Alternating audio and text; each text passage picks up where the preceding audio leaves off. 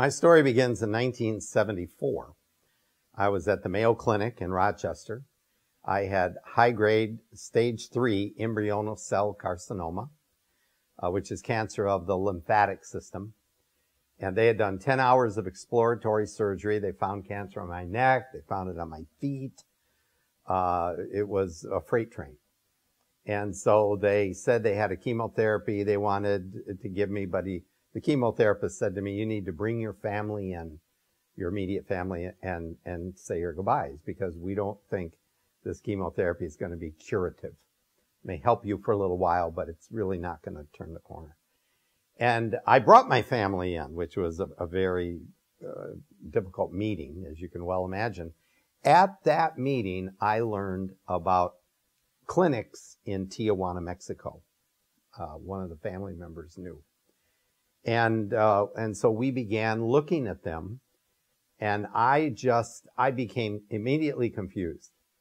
Who do I go to? How do I know who to go to? What does a layman, what criteria could I use? And so for me, let me tell you how I made my decision to pick Oasis when I could have gone to 5 or 6 other places that were saying they were the best. Okay. First of all, I didn't want to give anything up. I was at the Mayo Clinic. In other words, it mattered to me that there was an experienced oncologist, surgical oncologist running the place. And in Dr. Contreras, I found that kind of oncology background, telling me that he actually knew something about cancer as well as alternative methodologies. It just mattered to me.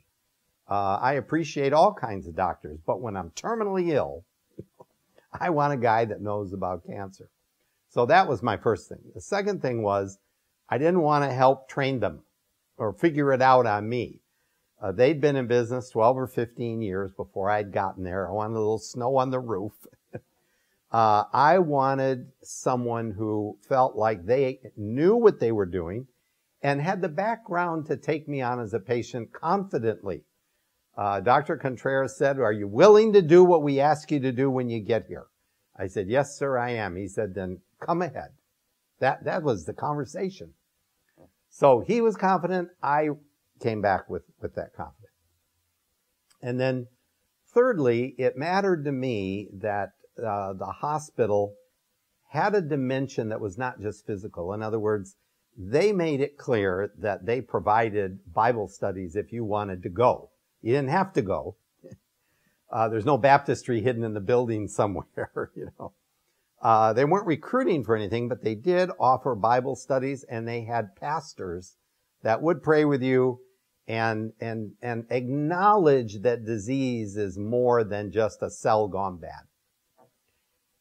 I didn't find that in other places.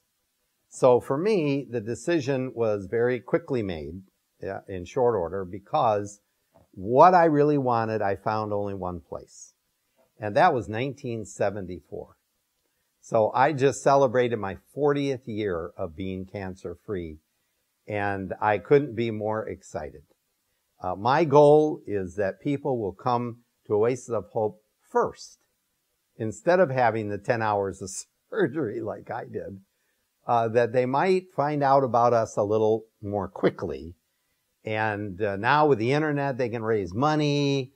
You know, there's better. And now, you know, we're a full service hospital with surgical unit. So I'm very excited about the Oasis of Hope.